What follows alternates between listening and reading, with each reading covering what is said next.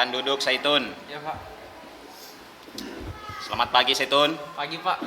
Bagaimana kabarnya hari ini? Alhamdulillah sehat Pak. Sehat ya, Saitun. Apakah kamu tahu kenapa Bapak memanggil kamu ke sini? Tidak tahu Pak. Oh, tidak tahu. Begini, Saitun. Saya mendapatkan laporan dari kesiswaan, katanya kamu merokok di kantin. Iya betul Pak. Soalnya lagi bosan Pak, tidak ada kegiatan. Jadi saya merokok untuk menghibur diri. Untuk menghibur diri. Oh, begitu. Wajarlah kalau orang yang bosan itu mencari hiburan. Bapak kalau ada di posisi kamu pasti akan mencari hiburan juga. Terus apalagi yang kamu kerjakan selain merokok di kantin? Merokok saja sih Pak. Merokok saja ya. Oke. Saya menghargai tindakan kamu yang tidak berbuat lebih buruk daripada itu. Misalnya pergi balap-balapan, bolos, atau bahkan mungkin narkoba. Nah, sekarang mari kita pikirkan. Tindakan kamu merokok itu apakah sesuai dengan keyakinan kelas kita? Tidak Pak. Tidak ya. Menurut kamu keyakinan kelas apa yang dilakukan? Menjaga kesehatan dan saling menghormati. Oke, betul sekali. Menurut kamu menjaga kesehatan itu penting tidak untuk kamu? Sangat penting Pak. Baik. Kalau menurut kamu sangat penting, apa keyakinan yang akan kamu lakukan pada saat bosan? Bermain bersama teman atau membaca di perpustakaan Pak. Baik. Kamu bersedia memperbaiki masalah ini? Bersedia Pak. Oke. Kapan kamu akan mulai memperbaikinya? Mulai hari ini Pak. Kalau merasa bosan saya akan ke perpustakaan membaca komik. Iya, tepat sekali tindakanmu. Sukses dan semangat selalu ya. Silahkan kembali belajar di kelas. Terima kasih Pak. Oke.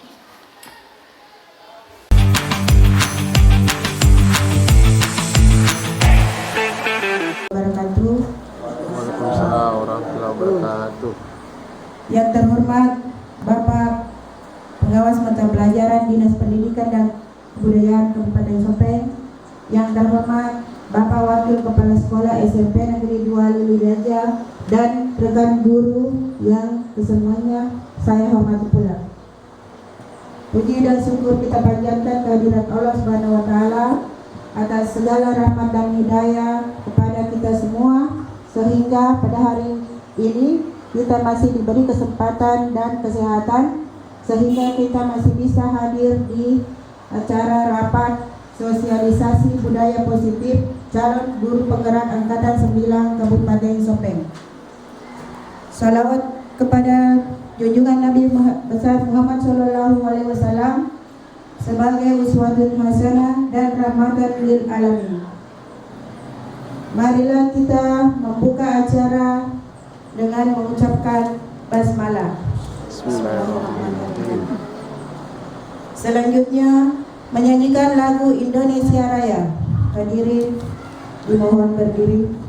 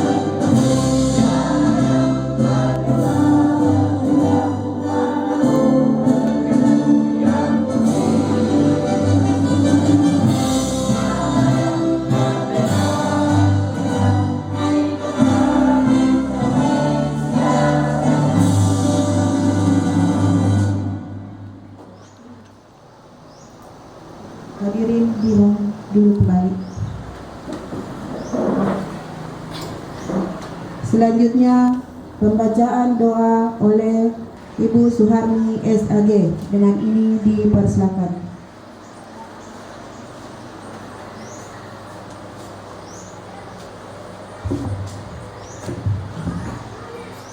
Assalamualaikum warahmatullahi wabarakatuh. Hadirin yang berbahagia, marilah kita menundukkan kepala untuk bermunajat kepada Allah Subhanahu wa taala. A'udzubillahi minasyaitonirrajim.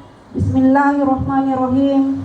Allahumma ya Allah, Tuhan kami, tiada kata yang pantas kami aturkan kepadamu pagi hari ini selain syukur kami padamu atas segala nikmat dan hidayah yang sudah Engkau anugerahkan kepada kami, sehingga kami bisa hadir bersama untuk mengikuti rangkaian acara sosialisasi budaya positif calon guru penggerak Angkatan 9. Ya Allah, ya Rahman, ya Karim, jadikanlah acara kami ini sebagai acara yang Engkau ridhoi, yang membawa barakah, rahmat, taufik, dan hidayah-Mu buat kami semua.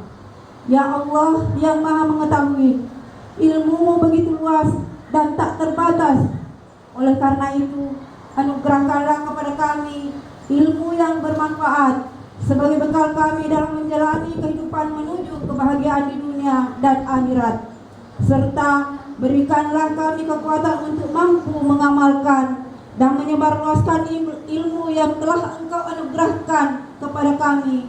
Limpahkan kepada yang hadir pada acara ini kesehatan, kekuatan, kemudahan, dan keikhlasan serta kecerdasan dan kearifan dalam mengikuti sosialisasi ini.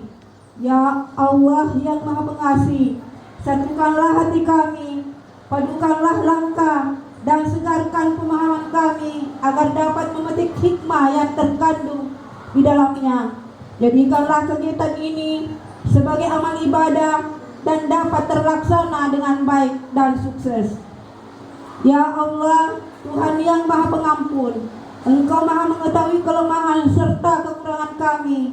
Maka dari itu, kepadamu-lah kami menyembah dan kepadamu mohon ampun dan pertolongan, serta hanya kepadamu kami melakukan pengabdian. Ya Allah, kabulkan doa dan permohonan kami. Rabbana atina fid dunya hasanah wa fil akhirati hasanah wa qina azabannar. Subhanallah yang maha yasifun. Wassalamu ala mursalin walhamdulillahi rabbil alamin. Assalamualaikum warahmatullahi wabarakatuh. Waalaikumsalam warahmatullahi wabarakatuh.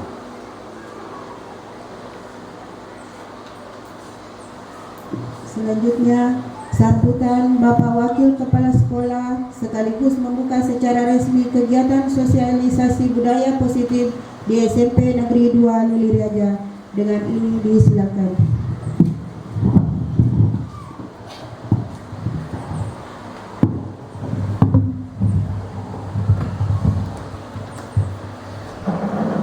Bismillahirrahmanirrahim. Assalamualaikum warahmatullahi wabarakatuh. Alhamdulillah, puji syukur kita panjatkan kehadirat Allah Subhanahu wa taala atas segala karunia, hidayah dan limpahan rahmatnya pada kita semua, sehingga pagi hari ini menjelang siang kita sempat hadir bersama-sama di tempat ini dalam rangka mengikuti acara sosialisasi pembiasaan budaya positif bagi calon guru penggerak di SMP Negeri 2 Lili Raja. Selanjutnya selawat dan taslim tak lupa kita kirimkan pada junjungan Nabiullah Muhammad SAW, Nabi yang menjadi panutan bagi kita semua. Bapak pengawas dari Dinas Pendidikan Kabupaten Sopeng sekaligus sesepuh SMP Negeri 2 Lili Raja yang kami hormati, Bapak pemateri yang kami hormati, Bapak Ibu sesama pengasuh SMP Negeri 2 Lili Raja, serta seluruh hadirin yang kesedia saya muliakan. Hal pertama yang ingin kami sampaikan adalah permohonan maaf Bapak Kepala Sekolah karena sedianya dia ingin bersama-sama dengan kita untuk mengikuti acara ini. Oleh karena sesuatu dan lain hal ada tugas yang lebih penting, sehingga beliau meminta kami untuk mewakilinya dalam acara ini. Selanjutnya kami ucapkan banyak terima kasih kepada Bapak Pengawas atas kesediaan untuk meluangkan waktu hadir di tempat ini demi berjalannya acara kita ini dengan sukses. Semoga kehadiran beliau di tempat ini mendapat berkah di sisi Allah Subhanahu wa taala.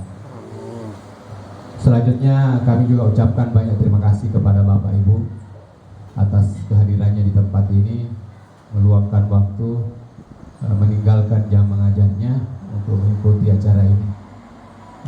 Tentu dengan harapan bahwa kegiatan ini bisa bermakna dan mampu kita aplikasikan nanti di kemudian hari.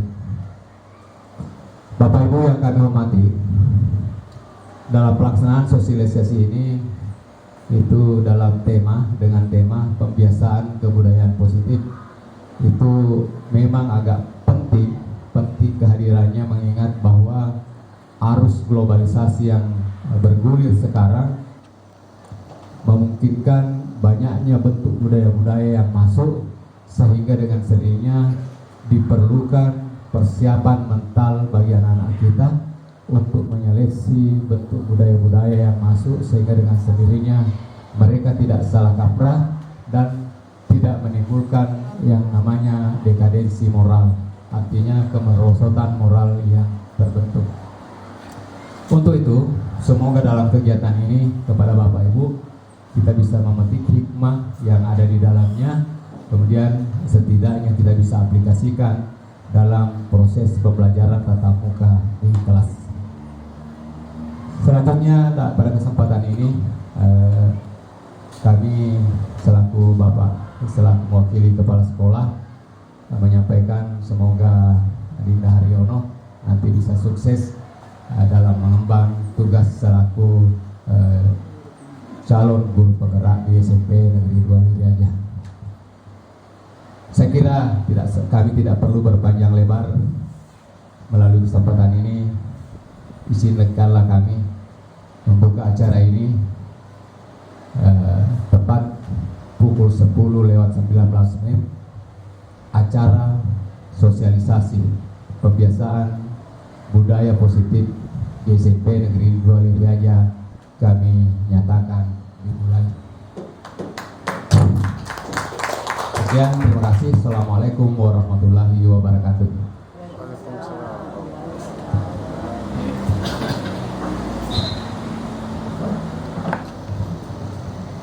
Selanjutnya arahan Bapak Pengawas Mata Pelajaran Dinas Pendidikan Kabupaten Sopeng. Dengan hal ini Bapak Sofian SPD MPD dengan ini dipersilakan.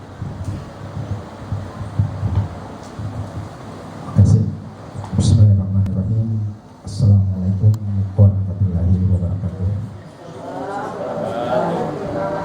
Selamat pagi dan salam sejahtera buat kita semua. Yang saya hormati Bapak Kepala SMP Negeri 2 Liriaja, dalam hal ini diwakili oleh Kakanda, Ayahanda, Pak Nawi. Yang saya hormati Bapak Haryono selaku calon guru penggerak angkatan 9, yang sama-sama kami hormati dan muliakan bersama staf pengajar dan staf tenaga kependidikan SMP Negeri 2 Liriaja. Puji syukur senantiasa kita panjatkan kehadirat Allah Subhanahu wa taala atas segala limpahan rahmat-Nya, sehingga di pagi hari ini kita masih diberikan umur yang panjang untuk hadir secara bersama-sama dalam kegiatan sosialisasi budaya positif yang nantinya akan dijabarkan oleh Bapak Haryono. Demikian pula tak lupa kita sampaikan salam dan taslim kepada junjungan Nabi besar Muhammad Sallallahu Alaihi Wasallam, Nabi yang menjadi uswatun hasanah.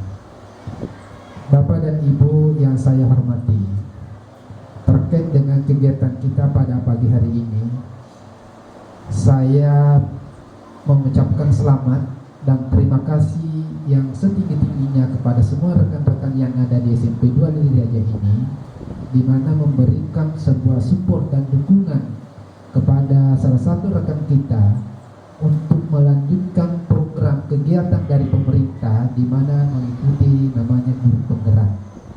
Tentu tidak hanya berhenti sampai di sini, diharapkan kepada memang Bapak dan Ibu guru yang masih berkesempatan untuk mengikutinya, diharapkan nantinya ada yang mengikuti atau melanjutkan kegiatan kita pada pagi hari ini, yaitu jadi calon guru penggerak.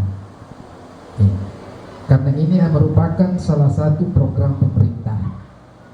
Nah, dalam kegiatan ini pula, ini tidak mungkin akan terlaksana dengan baik ketika kita tidak memberikan support dan dukungan. Nah, seperti tadi apa yang disampaikan oleh Pak Nawi, kita tidak hanya sampai sosialisasinya, tetapi bagaimana kita dalam mengimplementasikan nanti ke depan. Tentu harapannya adalah terpusat kepada peserta didik. Nah, berbicara mengenai masalah budaya positif, itu banyak hal, banyak faktor. Ya. Mungkin salah satunya adalah faktor lingkungan sekolah. Ya. Kenapa faktor lingkungan sekolah?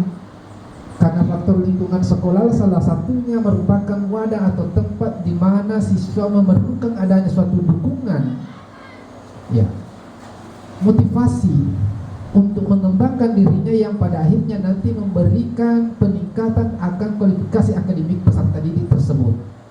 Ya, bukan hanya akademiknya, tetapi tentu juga adalah yang terutama adalah karakter, ya, untuk diberlakukan dalam kehidupan sehari-hari. Bapak dan Ibu yang saya hormati, saya juga ingin menyampaikan dua hal terkait juga dengan program pemerintah khususnya di dalam kurikulum Merdeka. Ada dua hal penting. Yang pertama adalah PMM. Ya. Jadi PMM yang paling sering menjadi perhatian dan menjadi tagihan di dinas pendidikan, yaitu mengenai masalah aktivasi akun belajar. Ya.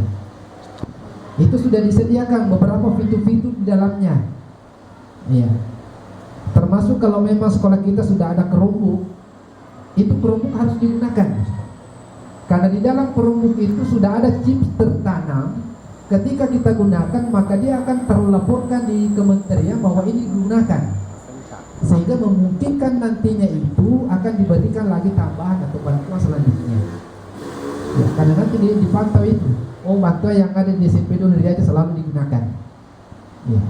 Sehingga saya biasa terkadang Pak, kalau turun ke sekolah, saya ada bahasa saya bahwa lebih baik rusak barang itu dipakai daripada rusak ditinggalkan di lemari yang bagus. Iya. Karena ada beberapa sekolah yang kami temukan seperti itu. Iya. Disimpan baik-baik itu Chromebook. Padahal penggunaannya adalah untuk siswa dan stakeholder yang ada di sekolah. Iya. Ya, jadi tidak usah pakai, yang penting tidak disengaja rusak ini. Iya. Kemudian yang kedua adalah di IKM. Ada beberapa poin yang ada di IKM, yaitu termasuk di dalamnya KOSP. KOSP kita sudah berlanjut karena kita mengandung di sini kurikulum berubah ya. Ya, kalau masalah berubah. Itu berjalan dengan baik. Apalagi yang ada di dalamnya adalah PBD. Ya, perencanaan berbasis data. Nah, dalam perencanaan berbasis data itu nanti akan kita lihat setiap tahunnya itu adalah rapor pendidikan. Nah, apa yang menjadi permasalahan yang ada di dalam rapor pendidikan itu ada 4. Ada 4 instrumen untuk sementara ini digalakkan, yaitu literasi, numerasi, karakter, dan lingkungan belajar. Iya. Nah, untuk mendukung ini, itu kan salah satu informasinya dari peserta didik. Ya. Jadi selalu saya menyampaikan kepada Bapak dan Ibu, bukan hanya di sini, ketika saya turun di sekolah-sekolah binaan, sedapat mungkin ketika kita masuk dalam kelas itu disinggung mengenai literasi. Ya, apa saja yang ada literasi, ada konten, ada konteks, dan seterusnya. Ya. Secara pengertiannya siswa dapat memahami, ya, tetapi di dalam perlakuannya itu terkadang siswa belum memahami. Ya, jadi bisa saja diberikan salah satu, misalkan siswa disuruh ke perpustakaan, tolong nak ambilkan buku fiksi di sana. Ya, jadi ketika siswa dapat melakukannya berarti dapat memahami. Ya, demikian juga numerasi. Ya, numerasi itu kan berhubungan dengan matematik. Ada perbandingan di dalamnya. Bukan hanya perbandingan angka-angka, tetapi termasuk juga perilaku.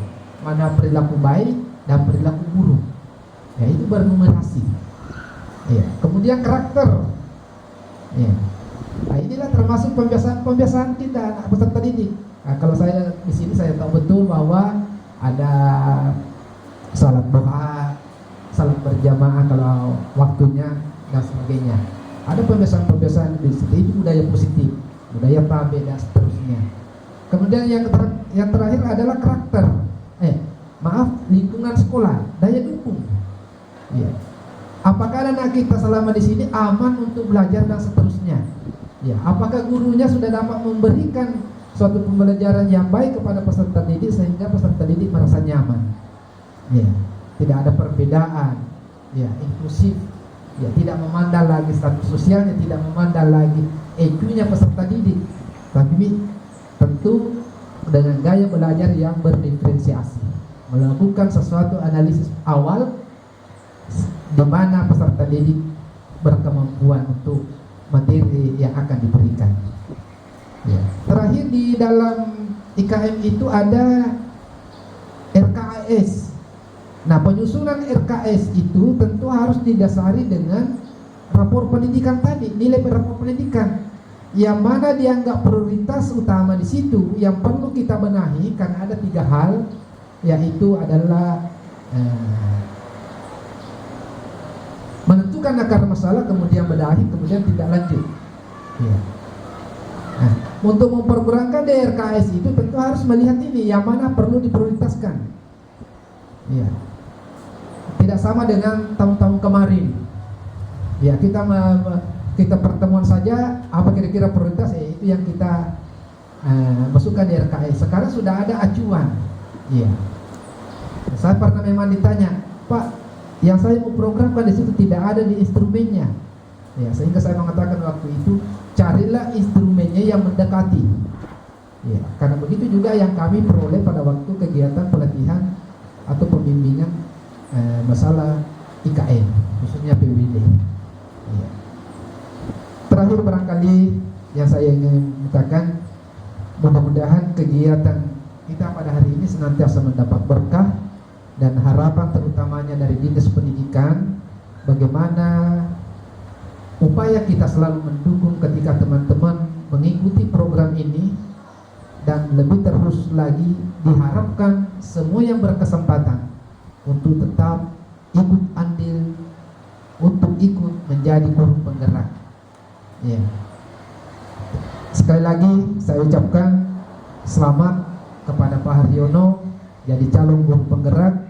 Mudah-mudahan kegiatan-kegiatan di dalam pelatihannya nanti dapat terlaksana dengan baik, tentu dengan harapan juga berkelanjutan.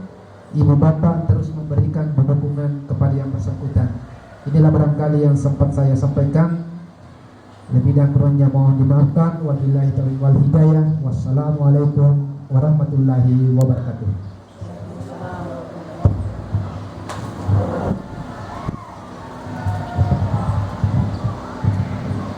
Selanjutnya, sosialisasi budaya positif oleh Bapak Haryono SPD. Dengan ini disilakan.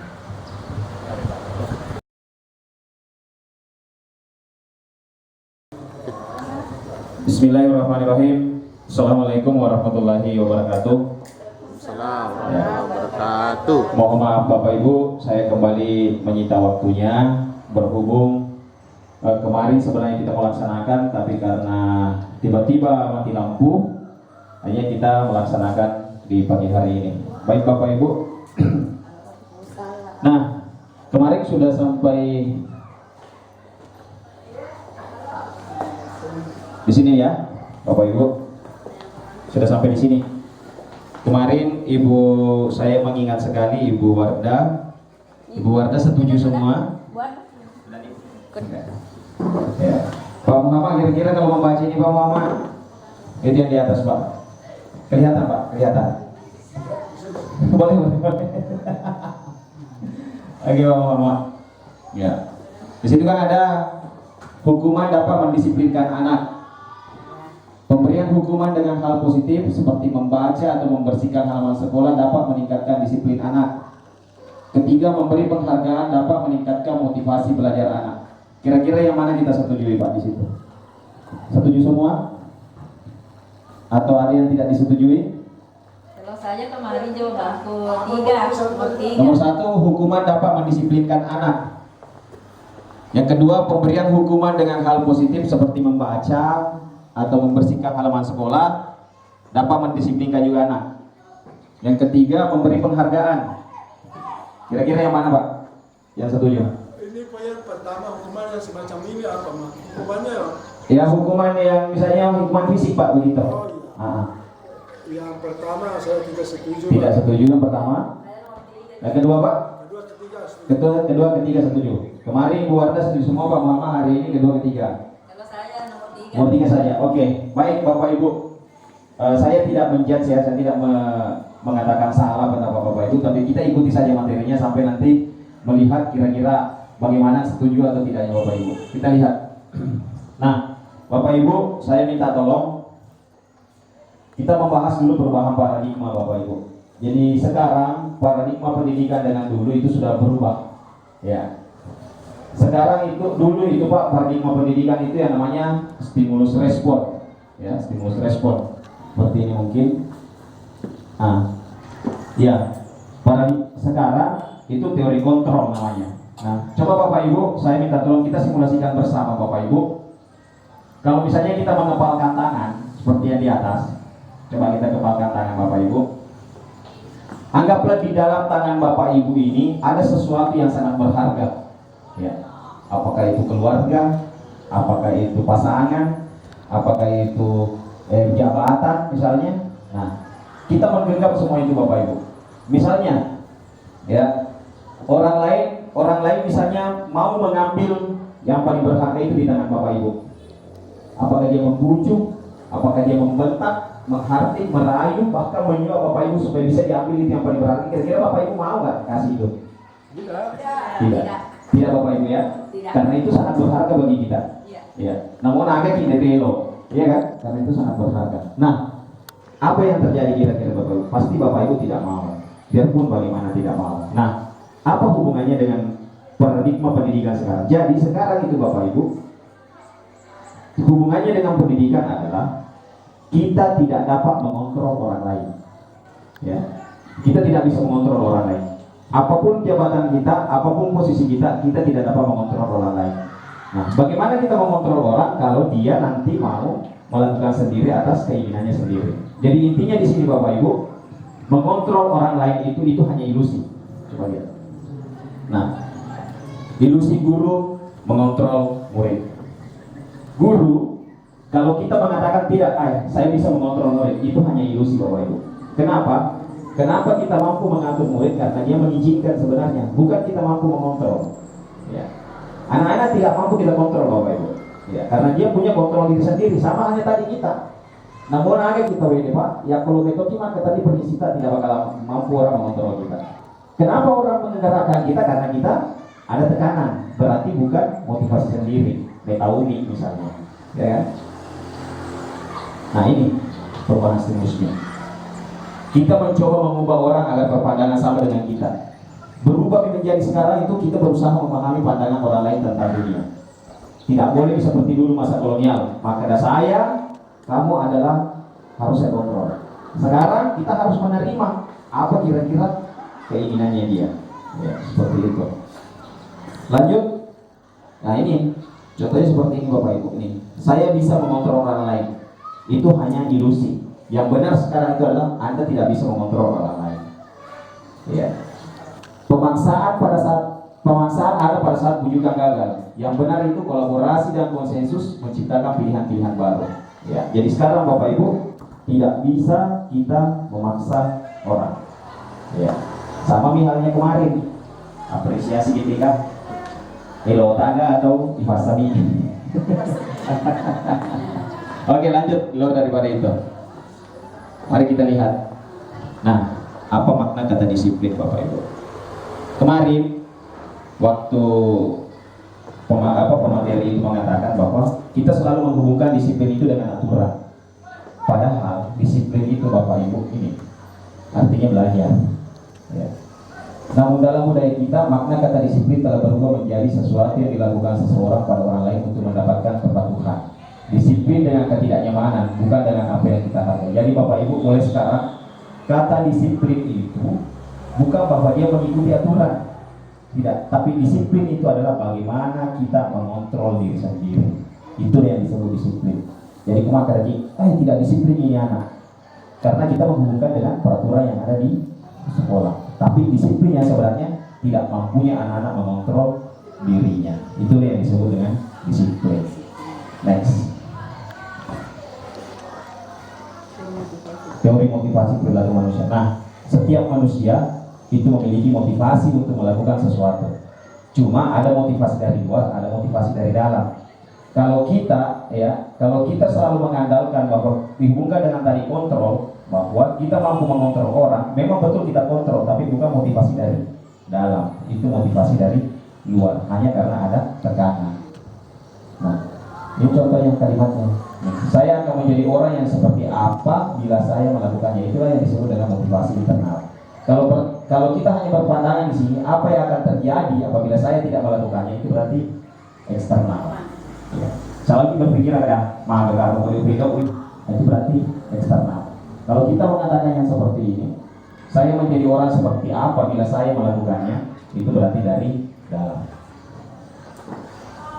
Ya, menurut Ki Hajar Dewantara, merdeka itu artinya tidak hanya terlepas dari perintah, tapi juga cakap memerintah diri sendiri. Memerintah diri sendiri artinya mengontrol diri sendiri.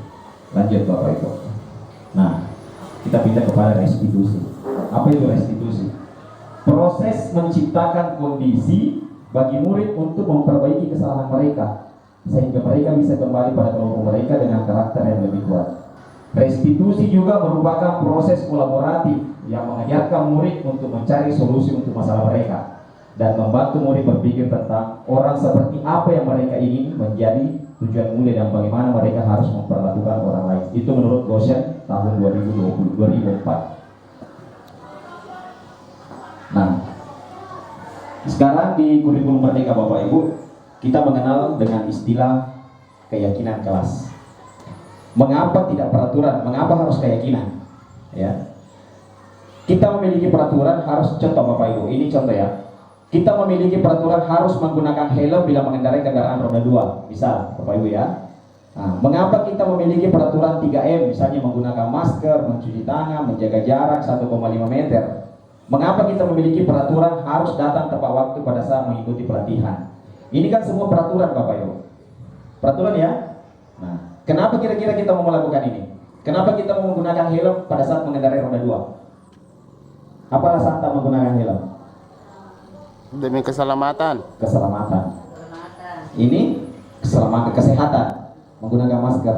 Ini kedisiplinan, tepat waktu. Nah, nilai-nilai keyakinan yang keluar tadi Bapak Ibu, keselamatan, kedisiplinan, kemudian kesehatan, itulah yang disebut dengan nilai kebajikan. Jadi Komepo Kimatuk peraturan, ini baru peraturan. Nah, kalau di dalam kurikulum Merdeka tidak ada ini. Kita mau nilai-nilai kebajikannya. Lanjut. Nah, kalau kita membuat peraturan kelas, maka hasilnya nanti keyakinan kelas. Kalau keyakinan kelas ini sudah terbentuk, otomatis lingkungan menjadi lingkungan positif. Kalau lingkungan positif sudah terbentuk di sekolah, terjadilah yang namanya budaya positif di sekolah. Nah, ini salah satu contoh kesepakatan kelas atau keyakinan kelas. Di antara kedua ini menurut Bapak Ibu, yang mana merupakan keyakinan kelas dan mana merupakan peraturan? Kita pahami dulu. Ini datang tepat waktu, mengucapkan salam. Ini pengatur, ini peraturan atau keyakinan? Ini peraturan. Karena ada hasilnya. Menjaga kebersihan sekolah ini masih peraturan. Berarti ini yang sebelah A ini adalah peraturan. Kalau ini adalah kesepakatan atau keyakinan kelas. Contoh yang Bapak Ibu bisa lihat ini. Ini sudah saya bentuk dengan kelas 9B. Bagaimana melahirkan ini Bapak Ibu? Berasal dari sini. Ini yang sudah biasa bitung. Anak-anak ya diberikan kesempatan untuk menuliskan dulu di sini apa peraturan yang kamu inginkan di kelas. Silakan catat. Nah, catat mana nih peraturan ini? Dia catat semua peraturan yang dia inginkan. Bukan kita yang membuatkan peraturan, dia yang inginkan. Ada yang tulis tidak boleh tidur saat belajar, tidak boleh makan saat belajar, kalau mau keluar harus minta izin. Nah, itu kan semua peraturan Bapak Ibu. Diubah menjadi kalimat positif dulu. Nah, jadi di sini kalau dia bilang tidak memakai topi di dalam kelas, kalimat positifnya kan adalah berpenampilan rapi. Ini juga tidak lalu lalang misalnya pada saat belajar, berarti tenang saat belajar. Ini kalimat positifnya. Di sini tidak boleh membuang sampah sembarangan. Kalimat positifnya adalah menjaga kebersihan. Nah, tidak ribut, menjaga ketenangan. Nah, ini kalimat positif akan kita tarik menjadi nilai kebajikan. Berpenampilan rapi, nilai kebajikannya ya rapi, ya kan? Nah, tenang saat belajar, nilai kebajikannya adalah saling menghargai. Menjaga kebersihan berarti bersih. Nah, menjaga ketenangan ya saling menghormati atau indah. Inilah nilai kebajikan yang disepakati. Lahirlah ini. Jadi tidak ada yang muncul di dalam kelas itu dilarang begini, tidak boleh seperti ini. Itu adalah peraturan. Apa yang akan kita bentuk adalah keyakinan kelas. Simple. Di negara tidak ada yang harus memakai begini, ternyata terlambat seperti ini. Nah, seperti itu Bapak Ibu. Jadi begitulah pembentukan keyakinan kelas. Tidak ada bilang peraturan kelas. Next. Nah, ini untuk mengujinya Bapak Ibu. Bagaimana kita menguji ini? Apakah anak-anak tahu atau tidak? Contoh ini. Misalnya rasa hormat. Ada salah satu nilai kebajikan rasa hormat. Kami meyakini bahwa sangat penting untuk menghormati semua orang dan barang dari orang lain. Nah, bagaimana mengetes ini kalau anak tahu, paham atau tidak? Anak-anak paham tidak apa itu hormat? Dimasukkan di dalam ini tabel T. Terlihat, terdengar, berperilaku. Kasihkan kepada anak-anak. Nah, ini hormat terlihat seperti apa? Biarkan dia isi. Nah, itu hormat terdengar seperti apa? Dan itu hormat berperilaku seperti apa? Supaya anak-anak memahami ini hormat apa. Begitu juga bekerja, diterima dan dimiliki. Ini cara mengujinya. Bahwa apakah anak-anak, semoga anak-anak ini ayah toleransi. Dimasukkanlah di sini. Nah, terlihat seperti apa itu yang dibilang toleransi. Nah, isi di sini. Saling menghargai misalnya antara pemeluk agama. Kalau begitu sudah dapat terlihat, terdengar seperti apa? Nah, bagaimana? Terdengar seperti apa contohnya? Nah, silahkan kamu melakukan ibadah sesuai dengan keyakinan. Terdengar seperti itu disebut toleransi. Terus perilakunya seperti apa? Nah, perilaku yang disebut toleransi itu seperti apa perilakunya? Berarti apa? Memberikan kesempatan kepada orang lain untuk melaksanakan ibadah sesuai dengan keyakinannya masing-masing. Supaya anak-anak mengerti, oh ya apa ya saling hormat, apa toleransi seperti ini. Begini cara mengujinya Bapak Ibu. Next.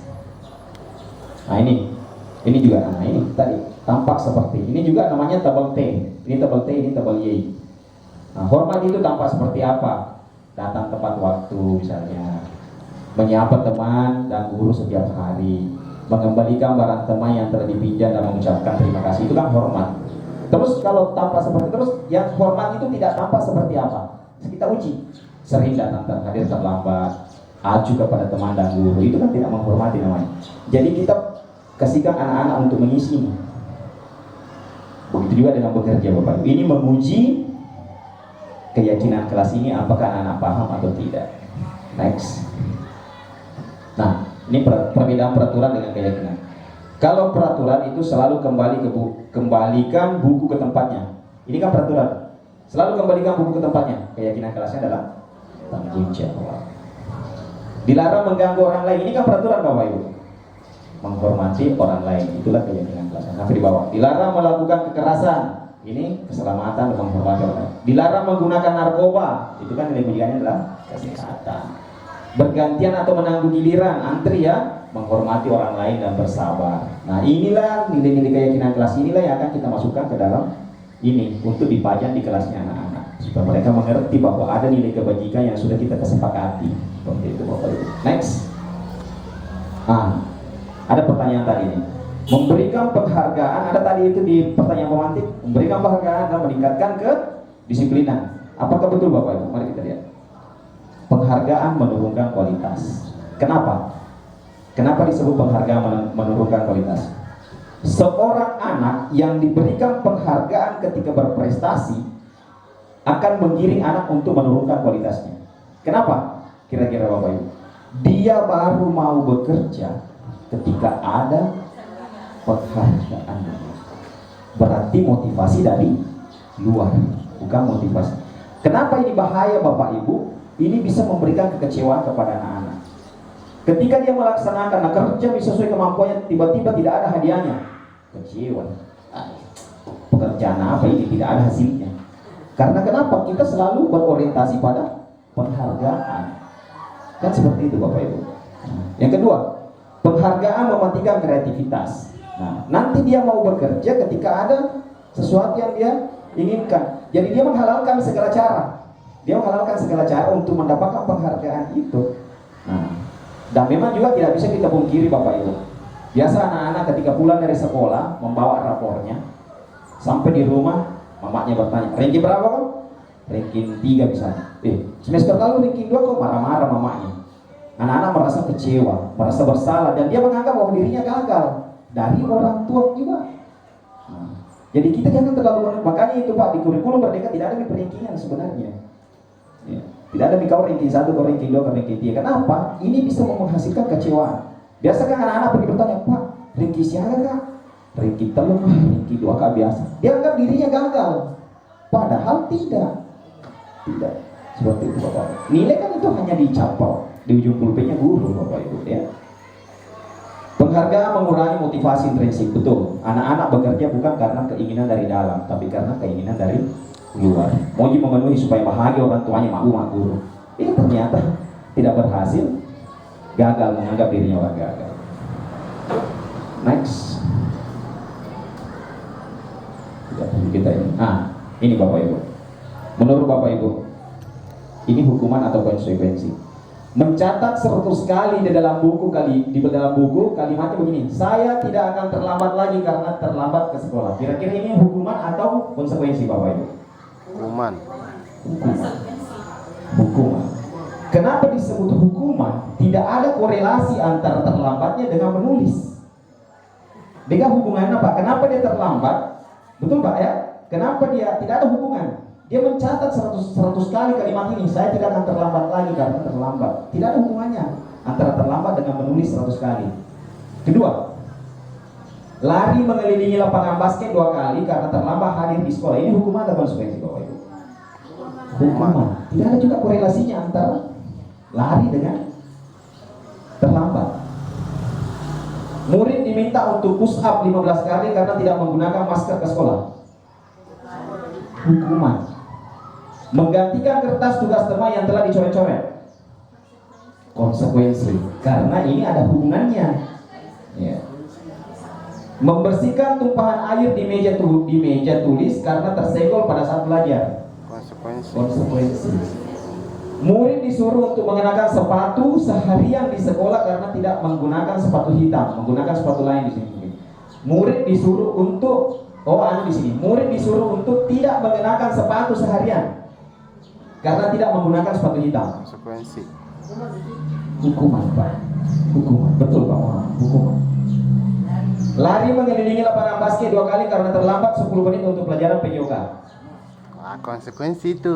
Konsekuensi Pak. Dia terlambat. Dia ada karena di sini ada kata-kata pelajaran PJOK. Ya, konsekuensi. Itulah perbedaan antara hukuman dan konsekuensi. Nah, bagaimana dengan restitusi? Ini perbedaannya antara hukuman dan konsekuensi Bapak Ibu. Sesuatu yang menyakitkan harus terjadi. Kalau konsekuensi sesuatu harus terjadi. Membuat anak sakit, membuat anak merasa tidak nyaman. Jadi hukuman dan konsekuensi sebenarnya sama-sama ada ke Tidak nyamanannya. sakitan sama anak. Cuma beda tingkatnya. Nah, Apa yang harus kita lakukan? Ini adalah yang disebut dengan restitusi. Restitusi ya? Ya. Nah, apa itu restitusi? Ini. Restitusi itu merupakan pilihan menguatkan murid, korban mendapatkan ganti, mendapatkan penguatan, masalah terpecahkan. Nah, kalau konsekuensi penguatan hanya bertahan dalam jangka waktu pendek.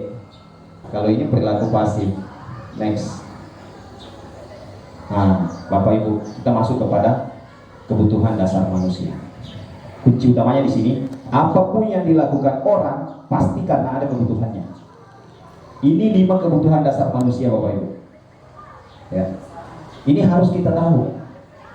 Anak-anak melakukan sesuatu, ya. Teman melakukan sesuatu karena pasti ingin memenuhi salah satu di sini. Ya.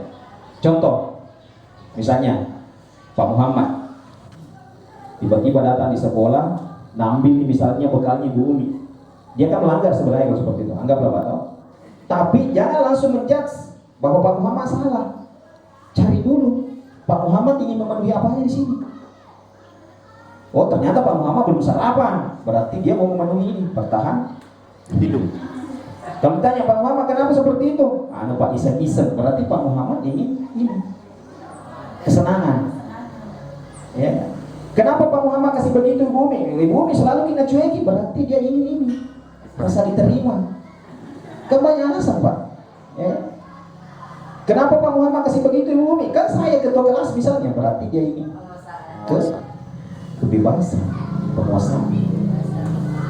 Jadi jangan langsung kalau misalnya mendapatkan siswa seperti yang melanggar, jangan langsung kamu melanggar. Tanya dulu apa yang mau dia penuhi di sini. Adakah anak-anak? Mari kita lihat. Nah, ini Bapak Ibu. Ini perkataan anak-anak. Kita lihat apa kebutuhan yang mau mereka penuhi. Ibu guru bilang, aku tidak boleh bersenandung sewaktu mengerjakan tugas. Katanya kelas harus tenang, tidak ada suara. Padahal kan aku suka dan senang menyanyi. Kebutuhan apa yang mau diinginkan sebenarnya ini anak? Ini kebutuhannya. Kesenangannya. Kesenangan Bapak Ibu. Jadi langsung mereka tidak boleh menyanyi, harus tenang. Padahal anak ini butuh Kesenangan. Yang kedua, anak-anak mengatakan, ibu guru tidak menyapa aku hari ini, padahal aku pakai jepit rambut yang baru. Apa yang dia butuhkan sini? Ini kasih sayang dan rasa diterima. Biasa kan kalau anak-anak mengatakan seperti ini, Dena sapa-sapa kita guru. Biasa kita makan, menolak tentu anak lu si sapa. Biasa seperti padahal dia butuh kasih sayang. Kenapa? Ada yang tidak terpenuhi pada dirinya di rumah. Iya kita kan kalau pakai sepatu baru di mana aja mampu lagi masa sepatu baru kan nih. 3. Aku bosan. Masa belajarnya cuma begitu-begitu saja dengerin ibu guru aja. Apa kira-kira yang mau dibutuhin? Bosan nih karena cara mengajarnya ibu guru begitu-begitu terus. Kebebasan. Tuh. Lanjut, aku sebel, gambarku tidak rapi, malah ibu guru nunjukkan ke teman-teman di depan kelas. Kira-kira ya kita gambaran. Ya kan? Apa yang mereka inginkan sebenarnya di sini adalah Kebebasan. apa? Kasih sayang dan rasa diterima. Next, Bapak Ibu. Nah, contoh. Sudah berapa menit? Ya, sudah 30 menit. Kita lanjut sedikit Bapak Ibu. Contoh. Pak Sulfikar adalah kepala sekolah yang baru ditugaskan di SMP. Sejak kedatangannya di sekolah itu, Pak Sulfikar mencoba untuk menyesuaikan diri dengan lingkungan di sekolah tersebut. Sebagian besar guru dapat menerima kehadiran Pak Sulfikar. Namun, ada beberapa guru yang selalu bereaksi negatif pada kebijakan-kebijakannya. Nah, dengan frontal, apa di sini nih? Namun, ada beberapa guru dengan frontal mengungkapkan rapat mingguan. Salah satunya misalnya Pak Malik. Dalam rapat guru mingguan, Pak Malik seringkali mempertanyakan kebijakan yang diambil oleh Pak Sulfikar tanpa argumen yang kuat.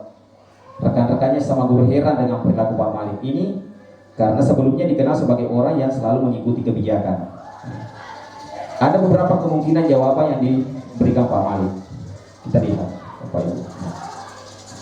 Kok masalah dari Pak Malik? Karena ini Pak Malik sebenarnya dikenal orang yang selalu mengikuti kebijakan. Kenapa tiba-tiba selalu menentang? Apa di sini, Bapak Ibu?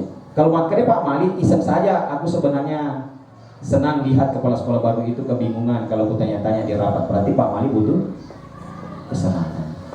Kalau makanya Pak Malik ya biar dia kenal sama aku dan aku ingin nantinya bisa dekat sama dia dan kerja bareng sama dia. Kayaknya dia orang baik. Berarti dia butuh Kasih sayang. kasih sayang. Tergantung apa rasanya orang melakukan. Kalau bilang saya sebenarnya paham beliau bicara apa tadi, makanya saya tanya-tanya, daripada saya kelihatan tidak paham, dia butuh pemasangan. Oke, lanjut. Nah, kita nonton video ini dulu Bapak Ibu ya.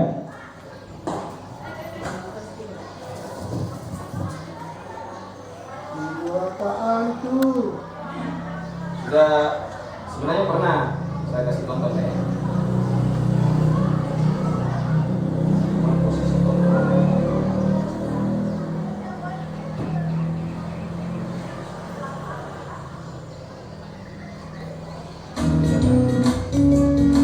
Oh, sudah pernah ya saya perlihatkan seperti ini. Ibu dan Bapak guru Oke, hebat kita lanjut. dalam penerapan disiplin, Bu. Sudah ya? Sudah. Oke.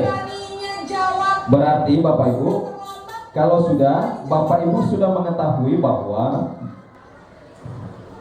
setiap manusia atau kita sebagai guru itu memiliki 5 posisi kontrol terhadap siswa. Ada pertama tadi itu adalah penghukum, pembuat merasa bersalah, teman, pengontrol, dan terakhir adalah manajer. Bapak Ibu ini sudah tahu saya yakin karena sudah disesikan sebelumnya. Next. Oh, sorry.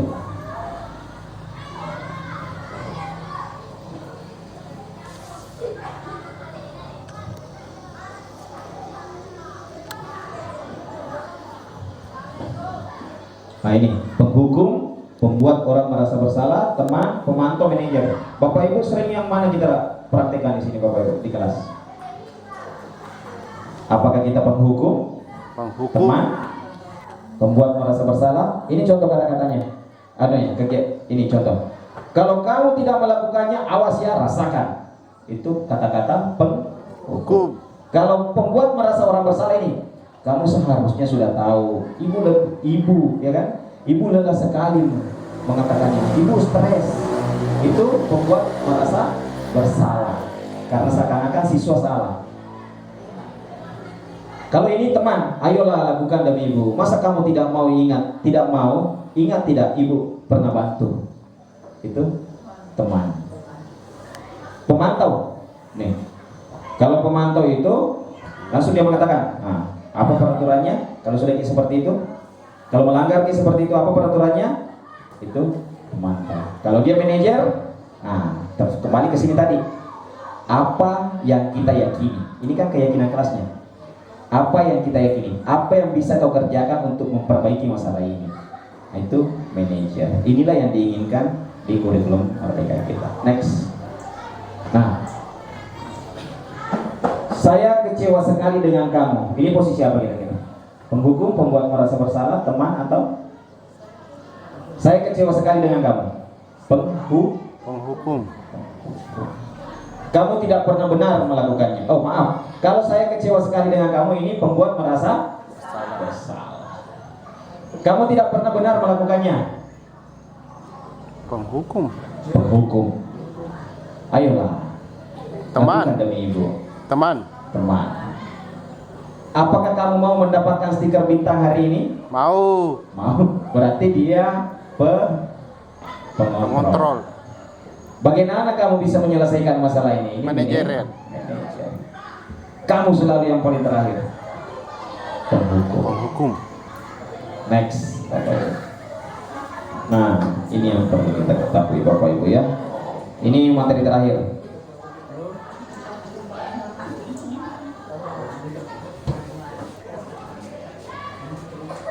Silakan Pak, silakan. Mari kita nonton Bapak Ibu. Ini 10 menit baru kita tutup. Salam dan bahagia Ibu dan Bapak guru hebat. Pada video kali ini kita akan membahas tentang salah satu program disiplin positif yang diterapkan di lingkungan sekolah yang dikenal dengan nama restitusi.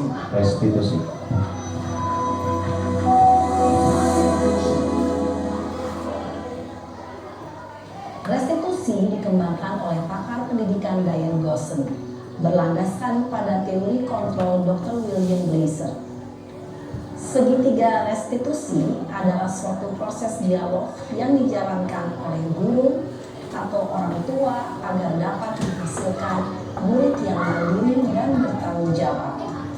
Pada saat guru di posisi manajer, aspek yang dikembangkan pada murid adalah motivasi intrinsik, sehingga penanaman nilai-nilai kebajikan dapat tumbuh dan berkembang menjadi suatu kebiasaan positif yang akhirnya membentuk karakternya.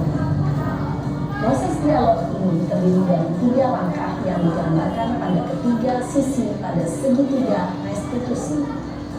Sisi pertama adalah menstabilkan identitas. Sisi yang kedua adalah validasi tindakan yang salah. Dan sisi yang ketiga adalah menanyakan keyakinan. Ibu dan bapak guru, berikut ini akan ditunjukkan bagaimana seorang guru berada dalam posisi manajer menggunakan penerapan segitiga restitusi. Ya, ini salah satu contoh guru menghadapi siswanya menggunakan posisi manajer dengan segitiga restitusi. Kita dengar kata-katanya. Iya, Sarah. Sudah lama nggak ketemu Sarah? Kenapa hari ini ada di sini? Kesel Pak, kesel banget. Masa aku dikatain tukang fitnah Pak? Ya aku marah lah. Aku balik katain Eka di depan kelas. Kesel banget. Oh begitu. Ya pasti kamu marah dan kesal. Bapak juga akan marah apabila ada yang menuduh Bapak seperti itu. Kemudian pada saat itu kamu mau melakukan apa? Ya saya langsung ngatain Eka lah Pak. Kesel banget. Saya bentak-bentak dia depan teman-teman lain. Oh begitu. Pasti kamu melakukan seperti itu karena suatu alasan tertentu, bukan? Iyalah, masa saya diam saja Pak? Ya saya bela diri lah. Masa saya dituduh tukang fitnah? Ya wajar lah. Mempertahankan harga diri itu sesuatu yang penting buat kamu. Untung kamu tidak bertindak lebih gegabah lagi, hanya membentak-bentak.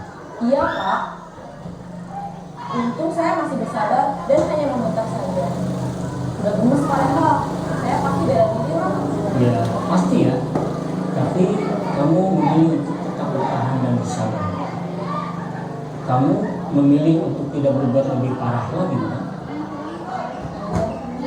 Nah, sekarang coba kita lihat lagi tindakan kamu yang bentak-bentak Eka di kelas. Tindakan kamu itu kira-kira sesuai dengan keyakinan kelas atau prinsip kamu tidak? Enggak lah Pak. Capek Pak jadi pemarah. Jadi keyakinan atau prinsip mana yang kurang sesuai dengan keinginan kamu? Ya, saya sebenarnya sangat menghargai orang lain. Mungkin saat itu saya menjadi emosi, jadi tidak menunjukkan sikap itu. Kamu meyakini tidak? Menghargai orang lain itu penting buat kamu. Yakinlah Pak. Iya, setuju. Kita harus saling menghargai. Namun, ada juga keyakinan yang kita sepakati yang perlu kita jalankan apabila kita sedang marah, kan? Ya, saya bisa lebih proaktif, mulai dengan diri sendiri. Saya bisa jadi lebih bersabar, mengambil waktu jeda untuk berpikir kalau apa selanjutnya. Kira-kira kamu bersedia memperbaiki masalah ini tidak? Bersedia Pak. Kalau kamu memperbaiki masalah ini, kamu akan menjadi orang seperti apa? Saya akan menjadi orang yang bertanggung jawab kali ya Pak. Dan senantiasa proaktif. Iya, menurut kamu bagaimana rasanya menjadi orang seperti itu? Ya nyaman lah, bangga bisa bersabar dan menahan diri. Baiklah kalau begitu. Yuk kita pikirkan bagaimana memperbaiki masalah ini.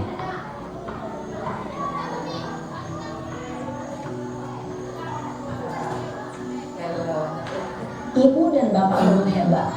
Baru saja kita menyaksikan contoh bagaimana seorang guru berada dalam posisi manajer menggunakan penerapan segitiga restitusi.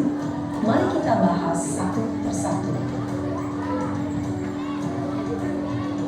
Pada sisi pertama, menstabilkan identitas berdasarkan pada prinsip bahwa membuat kesalahan adalah bagian dari proses pembelajaran.